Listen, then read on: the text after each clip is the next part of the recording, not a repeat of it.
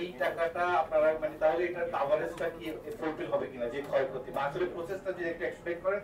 আর second question কিছুটা আসছে sir আরেকবার যদি বলেন যে বলা হচ্ছে যে 19 টাইমস আপনাদেরকে চিঠি দেওয়া হয়েছে এই যে অগ্নি নির্বাপন ব্যবস্থা উন্নত করার জন্য, আসলে কি স্যার আপনাদের এই চিঠিগুলোর মানে কোনো প্রতিক্রিয়া হয়েছে কিনা বা আদৌ ব্যাপারটা কি একটু এই দুইটা বিষয় ক্লিয়ার করবেন। Thank you. আচ্ছা, এটা লাস্ট কোশ্চেন বলছি।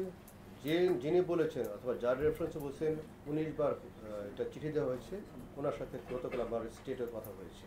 উনি বলেছেন অনেকে ভুলভাবে জিনিসটা ব্যাখ্যা করা হয়েছে, এই সংক্রান্ত কোনো তাগাদ দেওয়া হয় নাই। আর যে বলেন জিনিসপত্র আপগ্রেড করার জন্য আমরা প্রতিনিয়তই মনে করেন এই সিস্টেমটা এই বিল্ডিংয়ের এটা নানা রকম মেনটেন্সের কাজ আমরা করি, বাট আপনার সব কিছু পাওয়ার পর তখন আপনি প্রায়োরিটি দেন, বাজেট তো লিমিটেড, প্রায়োরিটি করেন কোন জিনিসটা জরুরি, কোন জিনিসটা জরুরি না, কোন জিনিসটা অতি দরকার, কোন জিনিসটা কম দরকার, সেটা করে বাজেটের সাথে মিলে আমরা করি। আমাদের ফায়ার কমপ্লেন্স অথবা এর রিকোয়ারমেন্ট যা আছে তার মিনিমাম যেটা স্ট্যান্ডার্ড আছে আমরা সেটা তার বেশি মেনটেন করি।